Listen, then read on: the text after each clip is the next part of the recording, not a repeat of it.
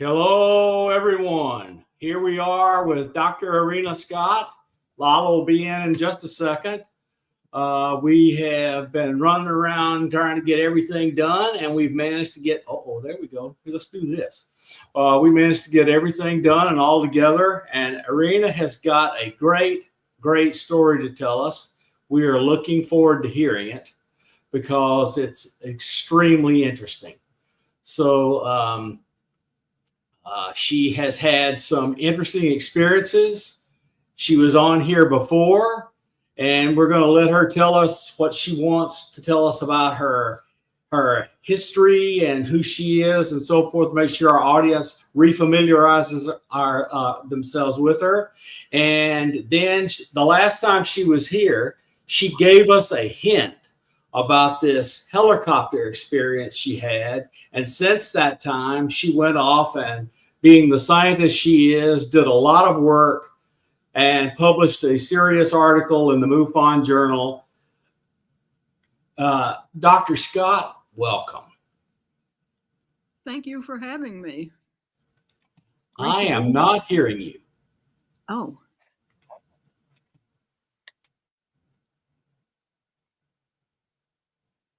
Your mic is muted. Can you unmute it? It is. Yes. Now you're unmuted. Now I'm unmuted? Yeah, you're unmuted. Okay, good. Thank you for having me. Oh, we're very happy to have you. Is this starting now? Yeah, we're on the air. Oh, okay. So I should start. Yeah, it's relaxed. We're easygoing, but we're happy to have you on. Our audience is happy. We'll grow the audience very rapidly in the next minute. That's the reason we have that long intro, so people get alerted they're here, and then it'll grow pretty rapidly in the next minute or so. Okay. So should I start now? Please do. Okay. Well, happy Earth Day. Happy Earth Day. And I hope you had a happy Easter. Oh, I did. Did you? It was a great Easter. Well, as you said, I was on a show at the end of January and presented an sort of an odd thing that happened to me with a helicopter. And it was electronic data. And so I ended with the idea, and by saying this is concerning, what it caused crashes. And immediately after the show stopped, there was a big helicopter and jet crash in Washington, D.C. And so anyway, I have updates on that, and I wrote it up in MUFON Journal, and it's published. And so I can give the article, and I wondered if I can use the share screen and show the article. Hi. How can I show the article? So if you go in your right below the pictures, you should see somewhere a thing that says present. It's a little TV with a plus sign in it. Okay. Should I put the article up first and then press present? You hang on just a minute. Oh, hang on. I'm messing up. Okay, so you just click on present and then go find your audio or whatever it is you want to present. It'll show up down here, and I'll add it to the stage. Okay.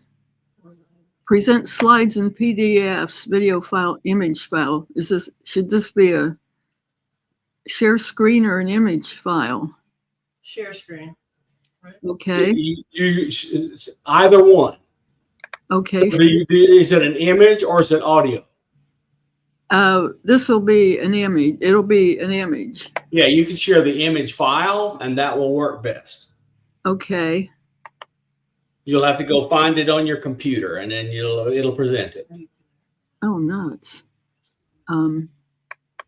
I'm not. Okay, here it is.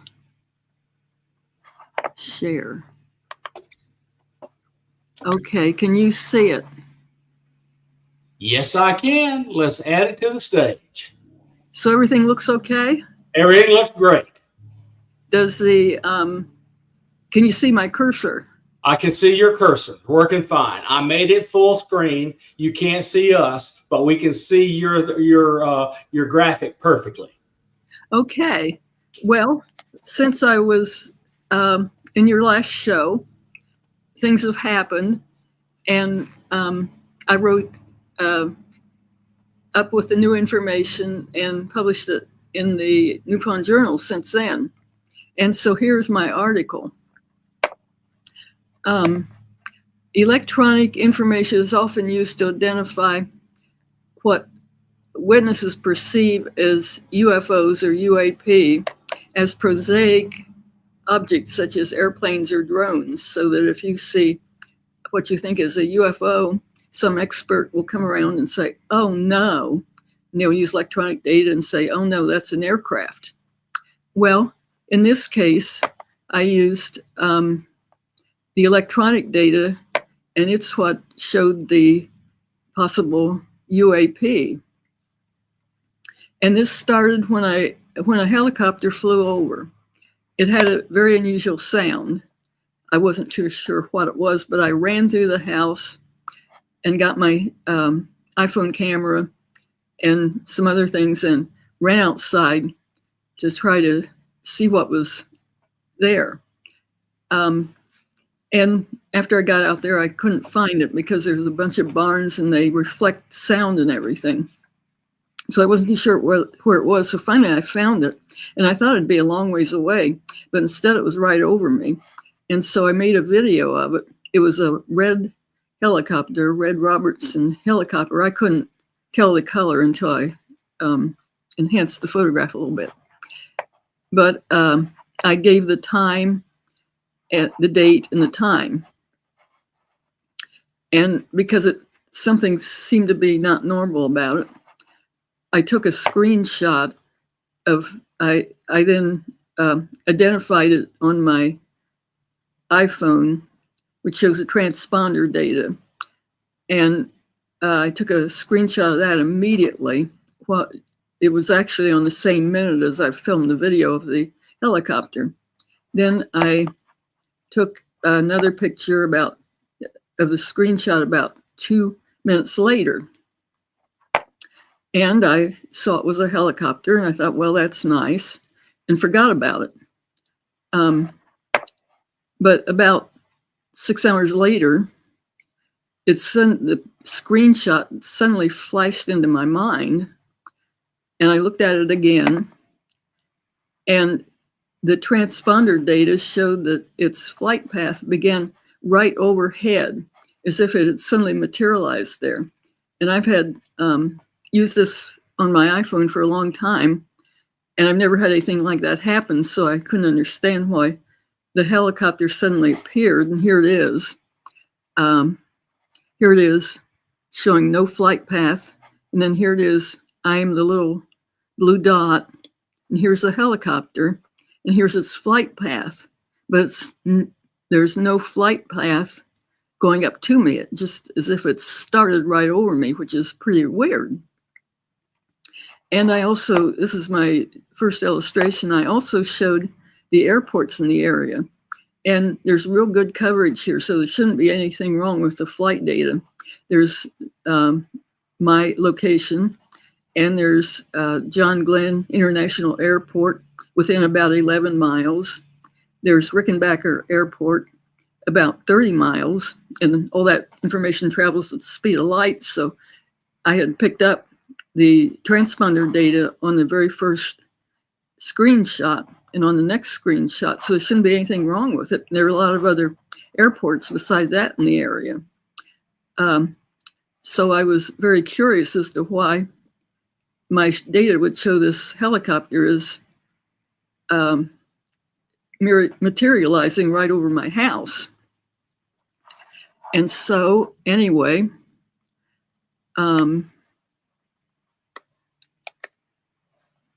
I went back on my on flight radar I backtracked then to try to figure out what happened, and what showed a helicopter materializing right over my house, which isn't, I heard it and I thought something was weird, but then I forgot about the whole thing for quite a while, and then I remembered.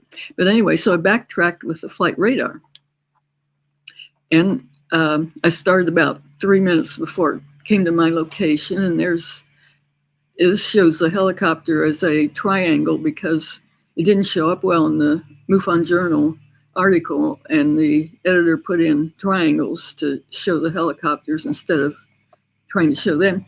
But it showed the flight path of this helicopter that was coming toward my house. It took off from John Glenn International Airport and had gone up north of me, and then it was coming toward my house. Well, then it came to my location, which is a blue dot. There's a helicopter. So as it was over my location, suddenly another helicopter just appeared. This didn't have a flight line or anything. It just appeared out of nothing. And I mentioned that UAPs sometimes do that. They just appear and disappear. Well, that's what this did, but it was on electronic data. And like I mentioned, there's real good coverage here. It's not like it's in outer Mongolia or something where you wouldn't get good coverage. This was really good where I should get everything correctly. So anyway, next, this other helicopter that just suddenly appeared started flying down toward my house, or me, and it was coming toward me. When it did that, the real helicopter, which is shown in red and which has a flight path and everything, was kind of hovering right over my location. Then the, I'll call it the false helicopter or whatever it was, continued coming toward me. But what the real helicopter did was it hovered over my location, then it backed up, then it went forward again. Well, so it had a different flight pattern from the one that was the artificial one that was coming toward me. Then the real one came back, and it was a little bit north of me, and the other one passed it, and it changed its position and things and went around it. Then what happened is that they were both together, and again, you could see the flight path of the real helicopter, the red one. And then they both flew south of me. And right there is where I ran out of the house and thought something doesn't sound right, and ran out and took the picture and took the screenshots of the transponder data. And what my video showed was the real helicopter, but the electronic data showed two helicopters, and what I actually had picked up electronically was the one that had suddenly appeared out of nowhere. And so this was very, very strange. And this was the electronic data. It was, if you saw something like that and you reported it to a UFO person and said, well, I saw a helicopter appear and it flew down, and there was the real helicopter was there. It passed it, and then the real helicopter disappeared, and the other one flew on by. Well, everybody would tell you you're crazy, but this is actual electronic data which I recorded and had screenshots and a video of it and everything else.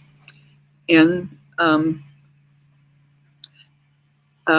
it showed that the one helicopter had just appeared over my position, but nothing had appeared there. I mean, when I went out, I ran out and took the picture, and there was just one helicopter. There wasn't two. So then I had checked the flight data, which I just showed. And as I mentioned, they had different flight paths and things. And so this was pretty weird because it was electronic data. And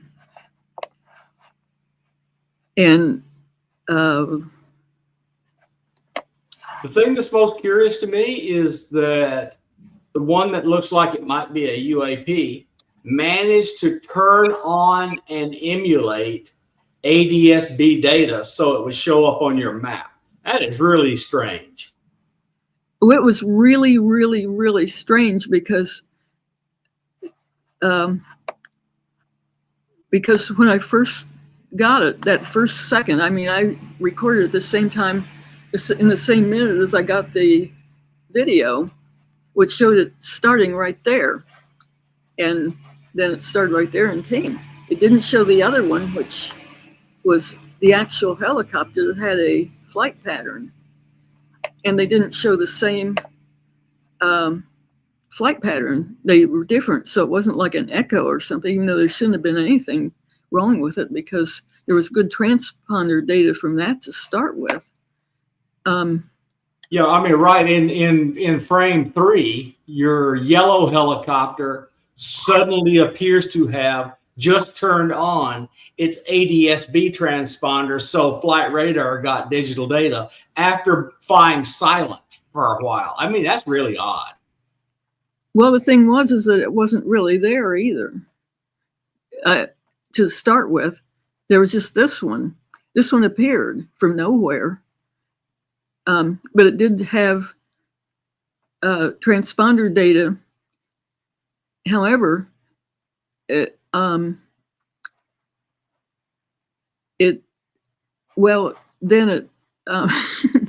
real one then disappeared, and the false one was what I picked up. And obviously, there was only one helicopter because I ran out at that point. I ran out of the house and took the picture. I mean, I didn't know what was going on. I just heard this weird sound and ran out with a camera to try to figure out what was going on. But there was only one helicopter. So, yeah, it's like it.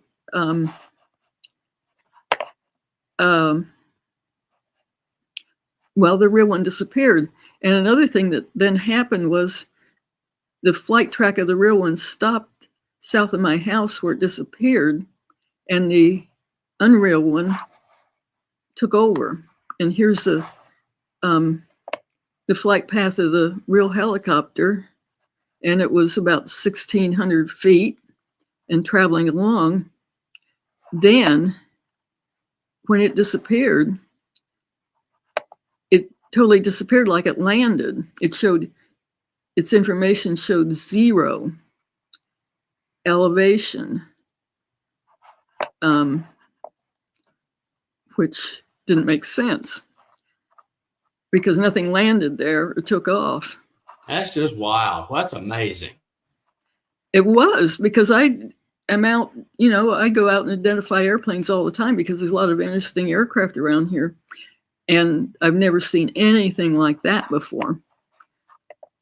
So what my flight radar picked up when I looked at it immediately after the helicopter, I'd run out of the house, was the helicopter, because the first screen showed that its flight path began at my position. But the playback showed 2 helicopters. And then the real one disappeared. But there was this actual electronic data showed that something had appeared in the shape of the helicopter. And this is like UAP, because like the Tic Tac objects, they would disappear and then they'd appear again. But it was also like it replaced the real helicopter, which disappeared. And the real helicopter, it was like it replaced it. And it might be like, this is a quote, evidence that of shape-shifting ability of a UAP, ability to mimic drones and other aerial systems, or to make objects appear. but this appeared and then replaced the other one. So it's like the UAP said, how can I keep other things from running into me? I'm going to sit here and do what I need to do, but I'm going to send this transponder data out so no other aircraft would hit me, even though I'm going to sit here and be invisible. I mean, that is wild. Yeah, it made no sense, and it was like mimicking another aerial system, like a helicopter. So anyway, as I mentioned in the last show, this could be obviously due to bad data. However, this was where I should be getting real good data, because there's the international airport is about 11 miles away, and the Rickenbacker Air Force Base is about 30 miles away, which are both in line of sight with where the helicopter should be. There shouldn't be any manipulation or anything. This transponder data should just go directly to there. The coverage is excellent here. There's a lot of airports. And also, Wright-Patterson is around 80 miles away. And what's interesting there is that not too long before that, they'd had drone activity. At the same time there was drone activity, there was activity here in my location too that was reported. So I was very concerned about this. And in your last show, which was January the 29th, I described it and said this could cause airplane crashes. Then the show ended, and to my very bad horror, that Washington, D.C. crash immediately followed it. I mean, I got off the show and wham, saying there might be crashes. Well, here was one. And that was the one in Washington, D.C., where the commercial jet hit a helicopter. It was the other way around, but yeah, the helicopter hit the jet. Yeah. Sorry. But what was concerning about that is that my own data right before that, that I'd collected showed that my altitude was way off. It should have been 1,600 feet, and instead it was 0, like it landed. But what was interesting about the Washington, D.C. one was that the helicopter there should have been at 200 feet or below, because the airplanes were at 300 feet and above. And the tower radar showed the helicopter at 200 feet. But the helicopter was not at 200 feet. It was at 300. It was over 300 feet, which is why it hit the airliner. Yeah, we now know from the NTSB investigation that the radio tower called the helicopter and said, "We read your altitude as," and the airplane cockpit recorder got that message from the airport, but the helicopter cockpit reporter, neither the pilot or the co-pilot ever heard that message. It was not received by the helicopter. So they had no way of knowing their altimeter was off. Yeah. And it was off that's what caused the accident, was the altimeter was off. And it said in several things, this is caused by bad data. It was definitely bad data. Only I had just found that in my own thing too, that it wasn't showing the right altitude, even though those should be real close, precise measurements. And then, so after that, there were all kinds of collisions. This killed 67 people. The next day, a jet plummeted into Philadelphia, Pennsylvania neighborhood. 6 jet plane crashed in Nome, Alaska. And again, seemed to be a problem with the altitude measurements. A Learjet, February 10th, slammed into a business jet in an adjacent runway. This was Motley Crue's Vance Neal. On the 14th, there was a crash in Florida. In February 19th, there was an unusual accident where the plane landed upside down, but there were several of them that looked like there was bad data. Not all of them, of course, some of them were caused by ordinary things. But this was pretty unusual because 88 people had died at that time, and there's more now. I'm very concerned that we're being subjected to low level, easily accomplished attacks on our infrastructure that causes these accidents by those who want to have us afraid. In other words, I'm worried these are acts of terrorism. You think so? It would be easy to block that radio signal from the airport. It would be easy to transmit false data to the systems that figure out their altitude, etc., on both of those craft. GPS spoofing is common, and the military aircraft has a system which prevents GPS spoofing. But I have not been able to find yet whether or not that was turned on while they were flying. So I just don't know. And then we had a Delta jet yesterday that landed, and everybody on the plane had to jump off and slide down the slide when its right engine caught on fire. So yeah, these kinds of things, they are not hard to cause. You can leave a little something wrong on the engine, or do a little something here so that it doesn't work right. These things are not hard to cause, and I don't believe we're doing enough checking of these aircrafts given the world tensions we're under. Okay. Yeah. There was a lot of is this the month with the most accidents in history? I mean, there was an unusual number of accidents going on now. After air travel had gotten to be the safest period ever, it's suddenly gotten to be very high rate of accidents. To me, I'm hoping the NTSB and the FAA and the FBI are alerted, because it feels wrong to me.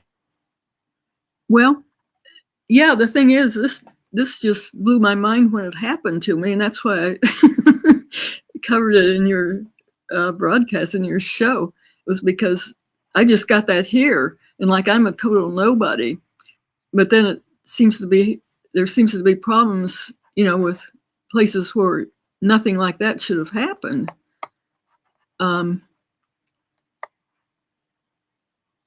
And in this case here, in my own data, there was discrepancies regarding the number of helicopters, the flight path, the altitude measurements, the positions, the speed, the headings, historical flight data, identification, origin, destination, and other things, which, was just really wild. You might think some little thing might need adjustment here and there, but it seemed like this was bad for the whole deal. And so that's why I mentioned it. But I had some other information I've collected since then.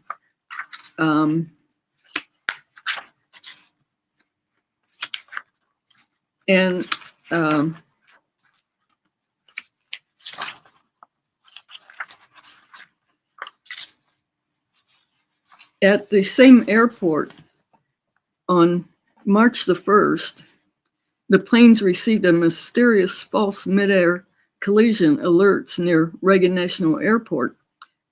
And that was in the news too, that there were these false collision alerts from the same airport, and some of the airplanes changed their pathways and things on account of it, and they were just false, and they never found out what caused the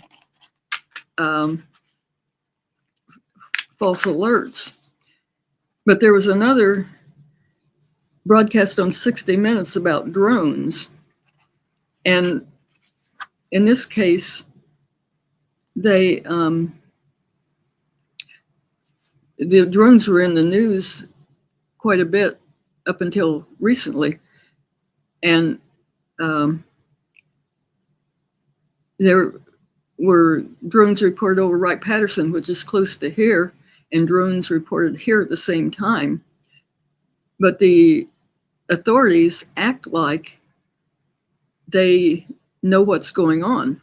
And like they said, well, these are just, hobbyist drones. They're nothing. Don't worry about it. And they also act like they can track them all.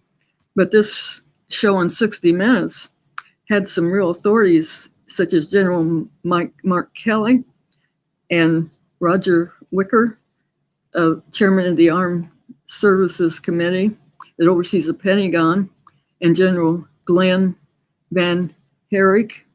He's the one that ordered the F-22 to shoot down the Chinese balloon, and another one, Gregory Gillot, who took control of NORAD.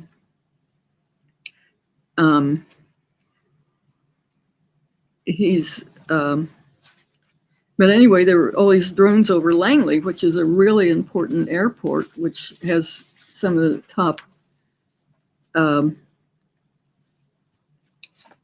airplanes and top technology.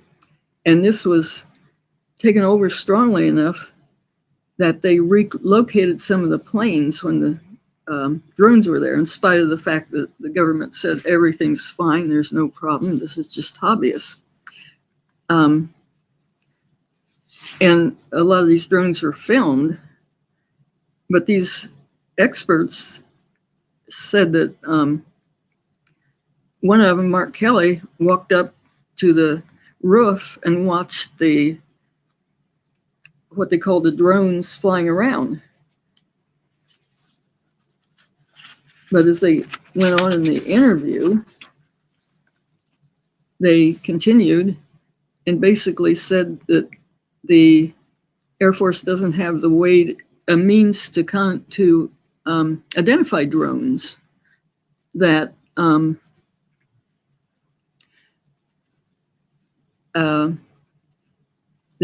for example, the 60 Minutes guy, why do you just shoot them down? Which I wondered too. Why don't you just shoot them down?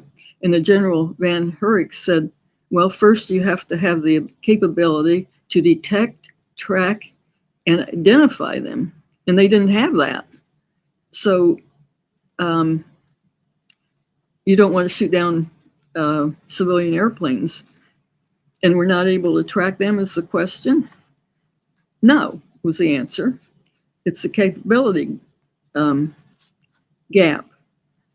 And so this was on 60 Minutes with these big generals saying they can't track drones. So this made me think that when they're saying that everything's explained, that drones are fine, no problem and everything, that there is a problem. And this was over some big important airports too. And I looked up, it was hard to find, but looked up whether drones can jam regular aircraft. I mean, they jam drones and things, but it says drones can actually jam aircraft, which is interesting because there's these drones over important airports, and apparently the drones, some of them have the capability of jamming aircraft. And also they had, not too long before this, had drones over Wright-Patterson and closed down Wright-Patterson. It's a big, important airport. And there's Rickenbackers near me. And they've just had a $1 billion grant for building drones. And there's a lot of high-tech things right in this area, such as Meta and Google, Intel, and Amazon. So Angie wants to know if you could hear both helicopters or only one. what? Could you hear both helicopters or only one? Well, the problem is I heard something that made me run out of the house, and I took the pictures and everything thinking something's odd, but it was several hours later before I realized that something was really weird. And by that time, I don't think I remember. I mean, I think it sounded like one helicopter, but there was something that definitely made me run out of the house. So, yeah. And the thing that's clear is there's weird stuff flying in and out of Wright-Patterson all the time. However, this thing didn't come from Wright-Patterson. It came from somewhere else and all of a sudden showed up and met up with another one, and one of them disappeared, and there you go. This is just weird. yeah, I'm about 80 miles from Wright-Patterson, and the real, what I was calling the real helicopter, came from John Glenn Airport, which is about 11 miles away. And it showed a good flight path right up until it got to my house, and where it got, right over top of me. And then right then this other helicopter appeared. Yeah, it's kind of wild. Yeah, so Tennessee says the GPS spoofing attack and use a HackRF. HackRF is receive only, so they'd have to figure out how to add a transmitter, and I don't know how to do that, but I'm sure there's an easy way to do it now. But it's easy to spoof GPS. I did it with software-defined radio toys that the government used. but that was during things we were doing overseas where we didn't want aircraft and others knowing where they were. So that was in time of conflict. But I mean, it works. Uh-huh. Well, I was worried about drones being able to influence airplanes too. Well, the drones can carry what's called a barrage jammer, which is a transmitter that doesn't do anything except put up a blocking signal and get reasonably close to an aircraft, whereas their navigation signals are weak signals coming from way out on orbit. I mean, the GPS is in the it's the mid not low Earth orbit, it's medium Earth orbit. They're 6,000 kilometers up. I mean, that's really weak signals, and they're easy to jam. Huh. So that's what I was worried about. Well, it is a thing to worry about. The government worries about it all the time. And for its military and official government vehicles, they have anti-spoofing, anti-jamming, expensive equipment on board that we can't afford in our cell phones. Uh-huh. But it didn't work in Washington, and it seems like it's not working here and there too. Well, I mean, it's just this barrage jamming. I mean, it's, what can I say? To pull off what looked to me like something ugly in Washington, D.C. would need the wherewithal of a high-tech nation-state actor. Uh-huh. That's what I think. Well, I don't have evidence, and I'm no longer in the government. I'm just telling you, it does not feel right. It just is wrong, and I don't know. Something feels off. well, if that hadn't have happened to me right ahead of time, I'd probably just accept everything as, but since that happened to me, well, it causes me to highly question, well, not highly, but question about some of these recent events. I mean, look, I used to work on these systems and do geolocation and all this other stuff for the government, and I understand what's going on, and I don't like it. I don't like it being done to civilians. We don't do that to civilians. I'm just telling you, it's really bothersome. I'm hoping that I'm wrong. I'm worried that I'm not wrong. Well, that's what I'm worried about too, and that's why I was talking about it. What else are you going to do on this particular problem? Do you have further research you want to do? I don't know that much about it. I'm just trying to learn more about it and learn about the transponders and that sort of thing. This really got my attention. So I just need to educate myself a lot more. Yeah, let me send you a few pages of instructions that I've put together for how to directly receive those transponders of the airplanes that fly over your home. And there's a real upside to doing it. It's going to cost you about $100 for this equipment, so it's cheap. But in return for that, and you sending your received data to Flight Aware and Flight Radar, you're given their prime or business login for free, and all that stuff that you might pay for, you no longer have to pay for. Oh. Because you're helping them, they give you free expert access. Well, that would be good. Yeah, and I'm happy to send that to you.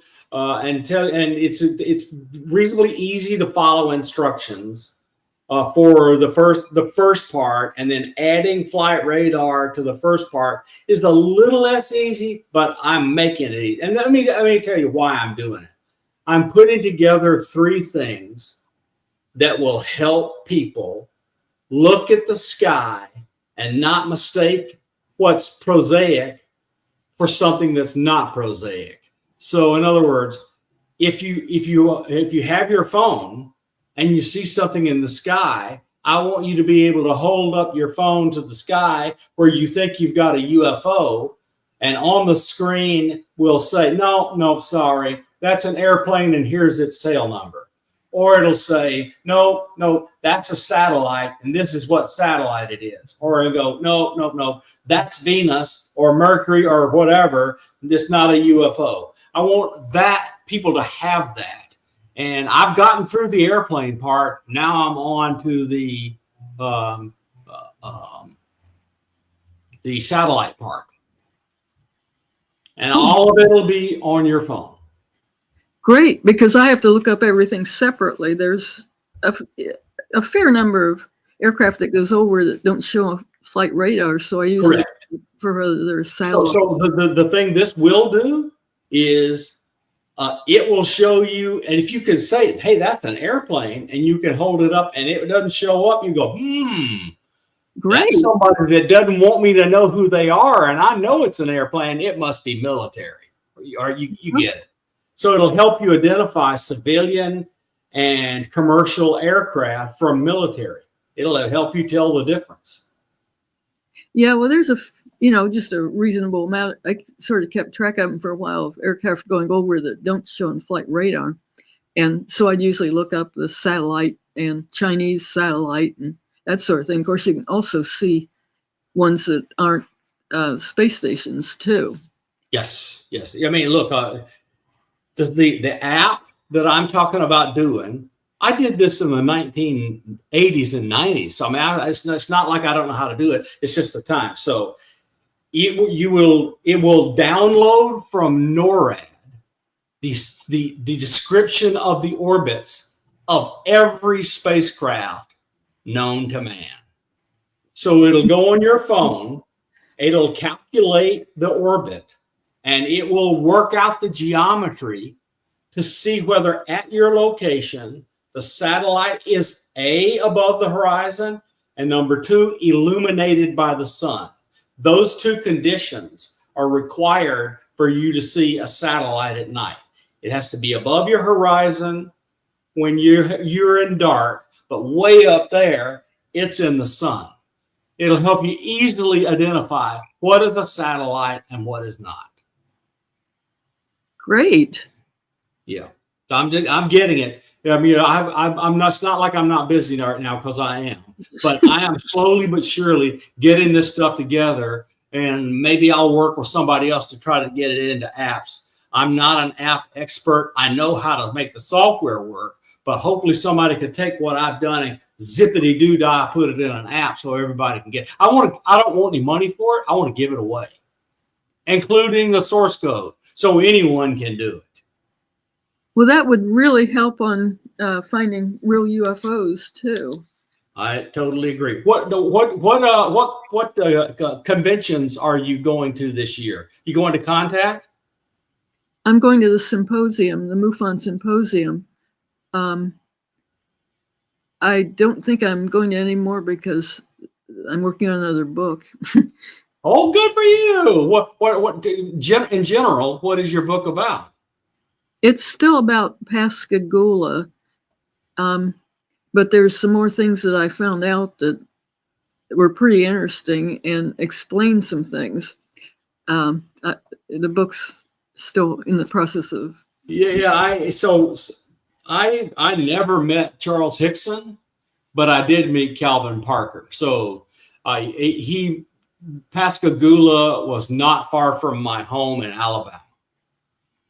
Great. Well, yeah. So I met him, and he was very private, reluctant to talk, but for whatever reason, he decided I didn't have an agenda. I just wanted to talk to him and get data. And so he talked to me, and I never told anybody. I kept his privacy very private. I didn't tell anybody where he was or any of that other stuff. But later he started coming out and talking to people and telling his story. And I was really, really, really happy when you and Philip wrote your book. We were too, and we think we really helped him too. Unfortunately, he died last year. I mean, well, right before the 50th anniversary of his sighting. Yep. And I think I have some data that is will show a different light on the whole thing too. The other thing is, and you can look, I'm going to say something, and I realize there's problems with it, but a lot of others in the records from way back then are in official records as having reported that incident, and the local first responders covered it up. Do you have data on that? I do have some data. I'm going to point that stuff out to you so you can include it in your book, because the local police officers, etc., had multiple witnesses report that something strange was going on the river where they were fishing. Yeah, we found a lot. There were a lot of witnesses to start with that nobody knew about, and now we found a lot more. So I'm sure you have, but again, it really does help to filter it by who reported it back then before it became a worldwide story. And there were Coast Guard. Right afterwards, there was a underwater USB sighting. Oh my goodness! And there were a lot of documents from that.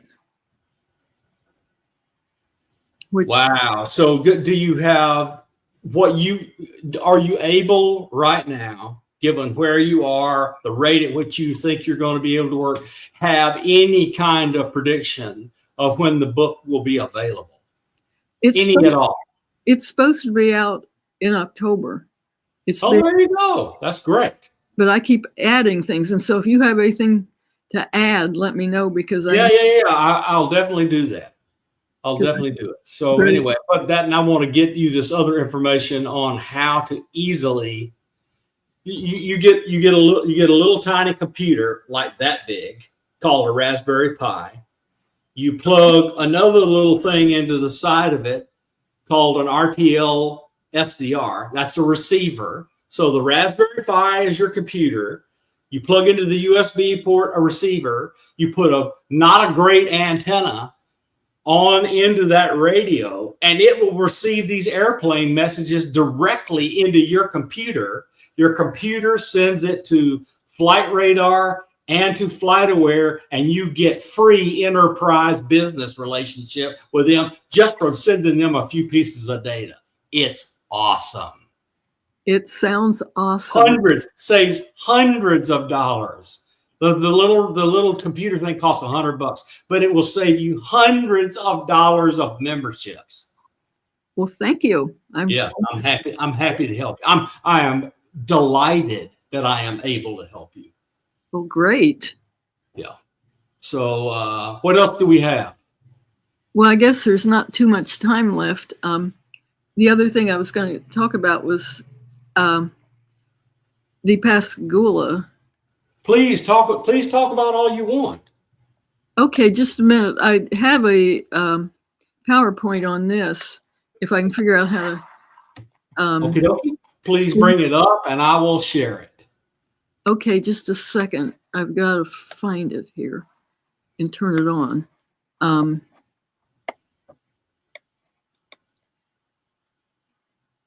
Okay, it's not on yet. It takes a while to load. Okay, here's my PowerPoint. You want to add present of the app, the PowerPoint app. I have it on my screen now. Yeah, but what you shared before was an image file. Now you've got to add that PowerPoint window. You want to add a window and pick the PowerPoint window. So when you add a window, it'll say, which one of these windows do you want to add? You'll click the one that says PowerPoint. Okay, should I first of all say present and go through that again? Or no? Yes, that's exactly what I'm talking about. Okay, present. And this will say image file. Yep. Okay. Oh, rats. No, not image file. You want a window. You want the PowerPoint window. Okay. So you'll get multiple things you can do. You can share the screen, you can share an image file, or you can share a window. You want the PowerPoint window from the multiple options of doing a presentation. I would say stop screen. There you go. That's number one. Now you want to you did it and it's gone. Now you want to add the window, which is PowerPoint. As long as the PowerPoint is open, there's a window with it in it. Okay, just a minute. Oh. Window. Oh, here it is, I think. Yeah, in share screen, you can add a tab or window or the entire screen. So in share screen, you want to add the window that has PowerPoint in it. Okay, there's my PowerPoint. There you go. We're there. So anyway, I'll just go through this fast. I'll say I'm in no rush. Do it as long as you want. Okay, I'll say slideshow. Well, do you see the whole thing there? Maybe I see the whole thing. Click on make it a slideshow so it's full screen. Okay. Okay. Perfect. Let's go. Well, this is by Philip Mantle, who has done a huge amount of work, and me, who also have, with a foreword by Calvin Parker. And we called it Beyond Reasonable Doubt because close encounters really aren't accepted. The government has very, very slightly accepted UAP, but that's about as far as it goes, and that's questionable. So abductions aren't, and close encounters aren't. okay, this may be the only close encounter with enough evidence that it could be convince a jury that there is enough uh, a reasonable explanation that can result from the evidence. So we had other evidence. A lot of times when there's a abduction or a close encounter, they psychoanalyze people and say, well, are you crazy or not? Well, we didn't do that. What we did was look for other sightings, and we found things. And we're hoping to make close encounter as legitimate as UAP, which it isn't now. And UAP is hardly legitimate. This happened to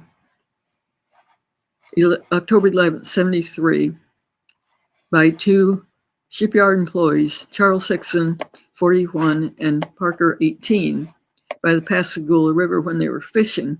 They didn't have any previous interest. They weren't out looking for UFOs. They were fishing after days of work, which is what people do down in the South there. By the Pascagoula River goes into the Gulf. Yep, I was 19 at the time. Okay. You were about the same age as Parker. Yep, I was 19, and I went over to Pascagoula when I was 20 and found it. Wow.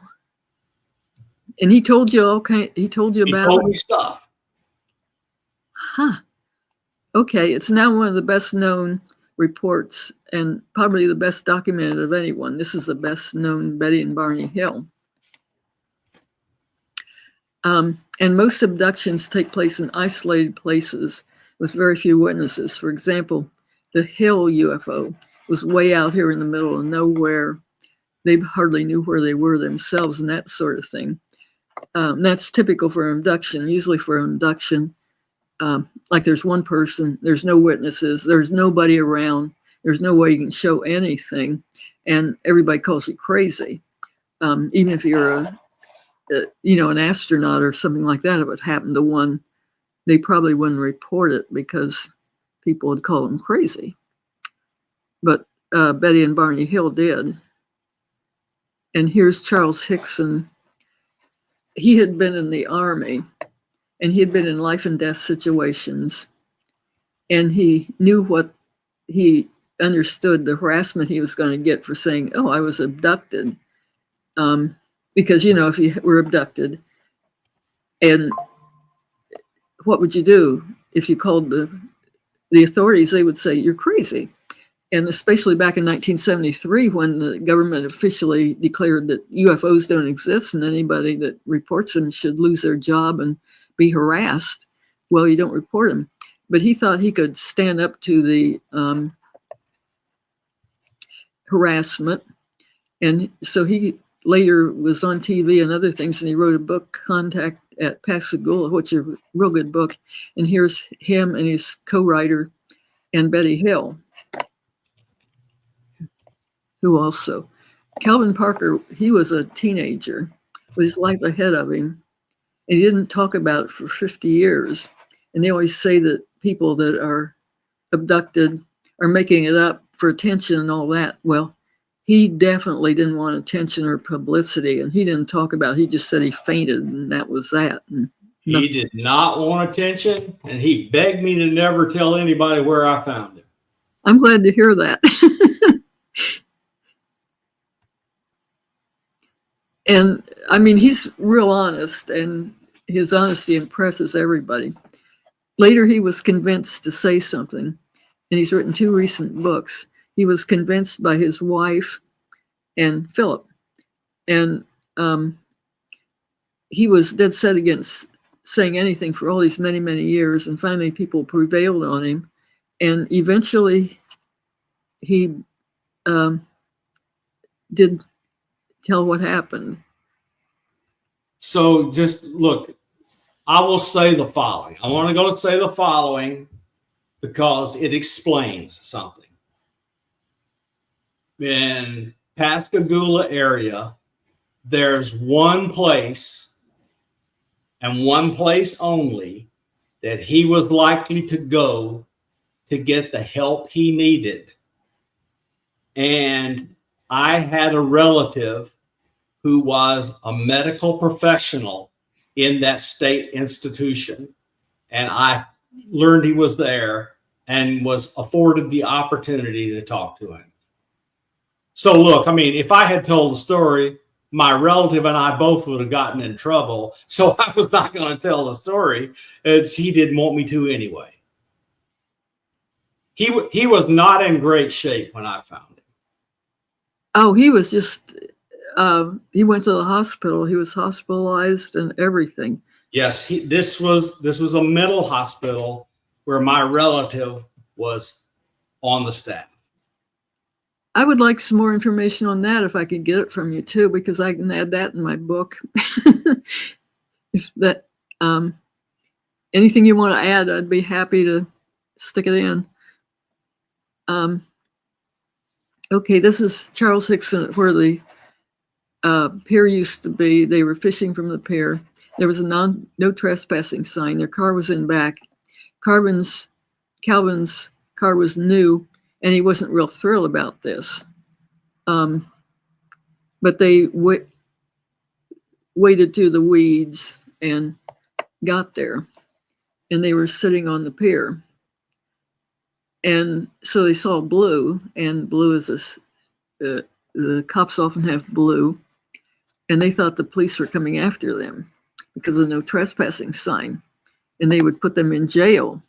And he told Charles that he could go to jail because it was his fault, but everything was a whole lot, much worse than police are going to jail, obviously. And that's what they saw. That's creepy enough to start with. And that's what Charles drew later. Yeah, well, Runa, he was being treated for psychosis. He believed he was crazy for a while. He wasn't, but he believed it. What he really had was PTSD, and they knew nothing about treating it. I know. And a lot of other people have had it too. And then they had, besides the PTSD, they had the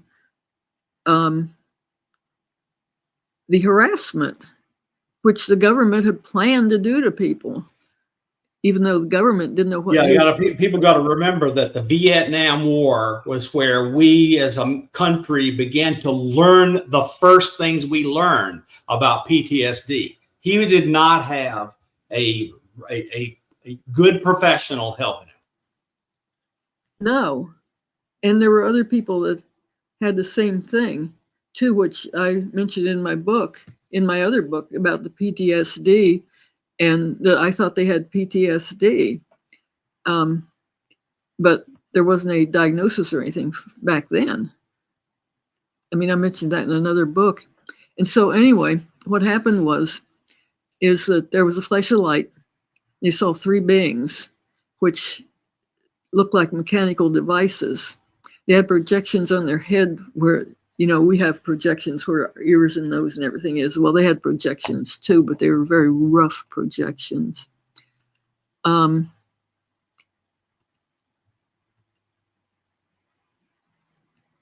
This was not in a secluded place, though. This was totally different. There were two primary witnesses. They were both conscious and remembered what happened. This is very odd because a lot of people don't remember. They just have missing time. A lot of people may have an abduction, not know anything about it. But these two were conscious. Two things grabbed Hickson. One grabbed Parker. There was a very strange anesthesia. They couldn't move, but they were conscious. And I don't know if anesthesia back in 1973, I've tried to find out. I think they just put you out in 1973. I don't think they had that type of anesthesis. No, but I mean, people knew about curare. Curare would do that. Yeah. And they also had, well, so they were paralyzed. They were conscious, and they were floated into the object. The object was levitating, and they were levitated into the object. They didn't walk. This was a very complex experience, and it became more complex. Finally, when Kelvin started talking, the beings were like molded machines. They were unlike other reported aliens. And when they were in the object, both of them had the impression of being scanned, that something went around them and scanned them.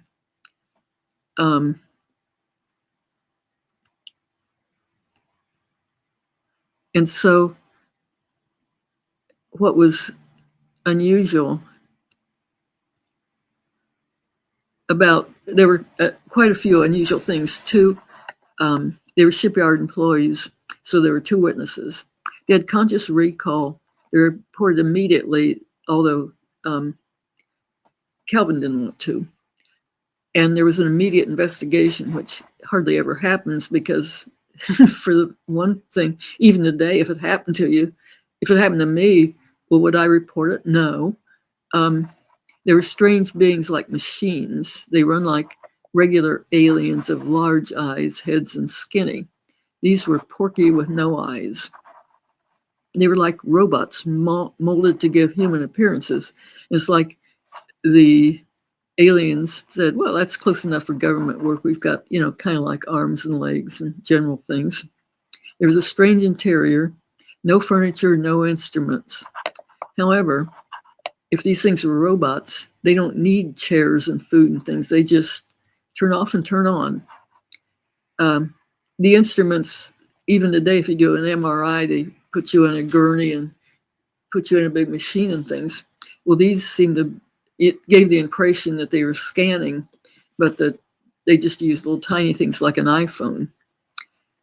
It was very traumatic, and Kelvin said later that he died, that felt that he died and came back to life, which was like a near-death experience. There was a second abduction, additional witnesses, submarine activity. It was part of the largest UFO wave ever, and there was a very strange sound that went with it too. So there were a lot of very unusual things besides just that. And another very unusual thing is that it had an excellent investigation.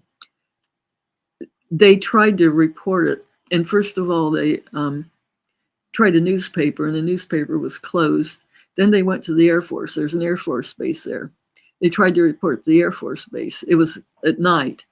But anyway, the Air Force said, UFOs don't exist. Project Blue Book is over with. They had declared that UFOs didn't exist at all. And so nobody could be abducted by them and all that. So it may be the best documented close encounter ever because there was just an excellent investigation way back then, which is probably better than you do now. And there were quite a few other sightings on the same night, which wouldn't be influenced by their reporting. And the other unique thing was that they tape recorded them. And the sheriff didn't want to be hoaxed and made fun of, so he separated them in and interviewed them separately about their encounter. Then he interviewed them together. After a while, he left them alone in a room, which was unknown to them, rigged with a hidden tape recorder, so that if people left and they were alone, well, if they were hoaxing, they'd be laughing and saying, well, we really put one over. So he thought that if they were lying, this would be obvious when they spoke privately. Instead, they were both terribly, terribly, terribly distressed. And you could tell it from their voices and everything. The so-called secret tape was held, and it's now on the internet, and you can hear them in their own voices and tell, that they're terrified and just traumatized beyond belief. Parker kept asking to see a doctor and was worried about where they contaminated. And this verified that they believed their account because if they had been, hoaxing, I don't know why anybody hoax that anyway, because everybody called you crazy. But if they were, it would probably come out then. And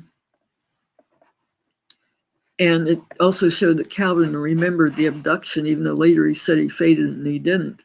And okay, yeah, I already have that in, suggested post-traumatic stress disorder. And he said in the tape, you just see that door come up, right up. And actually, I think there was just light. It just laid up just like they came out. And then right then he paralyzed and couldn't move. And I'm really not too sure where they paralyzed. They both thought they were given shots, but it seemed to me like they might have been paralyzed before they even were grabbed. I'm not sure. I'm still figuring that out. And then he says, I'm getting sick and I've got to get out of here. Then Charlie left the room and Calvin was alone. And Calvin began to pray, which also convinces you that this is something real. And as I mentioned, post-traumatic stress disorder, which they probably both had. There was an immediate investigation because the next day they went to work planning to have a normal day of work. And suddenly the parking lot filled up with people. And there were all kinds of investigations, such as government, medical, scientific, top scientists, military and legal at Kessler Air Force Base, and reporters and investigators. So that there's real good records, even though it's 1973. And Philip, just is like Sherlock Holmes, and he's discovered a lot of information, all kinds of documents and everything. And I had done another investigation on a part of this way, way, way back. And so I'll get to that too, but mine was different. But there was a whole lot of information. And there was also an examination and physical effects. There was a puncture mark document. And in this case, both men thought they had been given injections, and marks were found on them. And they're what I paid attention to, because I'm in physiology, is that their eyes, and in the document it said their eyes were dilated several days later. And that didn't make sense because they said when they were in the object that the light was so bright they couldn't see anything. Well, that would make your eyes constrict. And so if their eyes were dilated, that wasn't from the light like it was explained. And I thought this was evidence of possible chemicals that they might have been given that would make their eyes dilate for several days later. And there was immediate scientific investigation by top scientists, and these were Dr. J. Allen Hynek, who was the head of the astronomy department, Northwestern University. He was a well-established, well-known, good astronomer that had, research and things. He'd done research on satellites and all kinds of things, and he was a writer.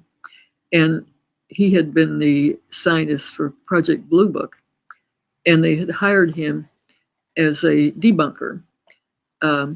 Usually, Project Blue Book and the government in general, when they wanted to tell people they were crazy and UFO don't exist, they would hire a scientist to give authority.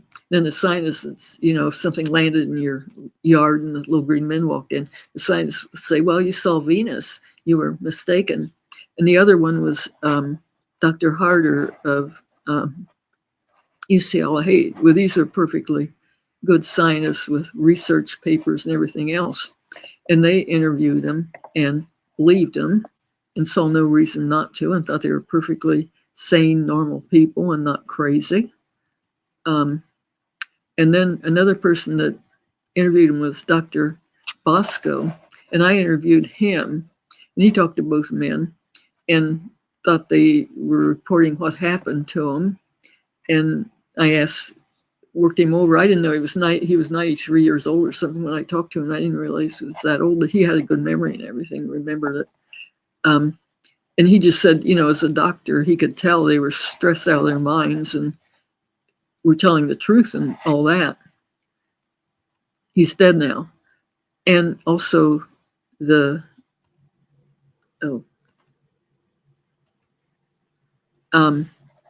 was unique because it took place in a public location. And here's the little circle where the pier was. Well, the town of Pascagoula is right over on the other side of the river. There's the shipyard here. And there's activity along the river. This was at night, but it was dark, but there were still people there. And around Interstate 90 was north of them, with a drawbridge, and the railroad crossing was south of them. So there was a fair amount of possibilities of other witnesses, and that's quite unusual for an abduction. But there were many other reports that night. And that's what's interesting, because for one thing, most people don't report seeing UFOs, especially not then, because everybody called you crazy. So it took a lot of courage to even report it. And there wasn't any place to report it to us. Charles tried to report it, first of all, to the newspaper, then to the air base, and finally to the police. Well, he couldn't even report it because everybody kept rejecting him. But in spite of that, the desk sergeant received about 50 calls from the general public. And there were also people driving over the bridges and people that came into the police department. So there were quite a few people, and they wouldn't be influenced by anything because it didn't make the paper until later. I mean, the next day people heard about it, but these people that were reporting were seeing something weird that was strong enough that it was driving them to report. And they didn't know anything else was happening. So there were a lot of other reports. Unfortunately, Hurricane Katrina destroyed that evidence. But he still said he was the son of the sheriff. And he still said he just took calls and had to write them down and make that would have been Hurricane Camille rather than Katrina. I was thinking it was Katrina. Now, Katrina was much later. That's George W. Bush. Camille I'll never forget Hurricane Camille. It wiped out the entire Mississippi coast. Well, I think Katrina did too, and I think they had the records up until then. Then Katrina, I'll look it up. Oh, I'm sorry. You're saying Katrina destroyed the records. I get. Yeah, it's what destroyed the records. Yeah, it happened later, but they had the records up until then.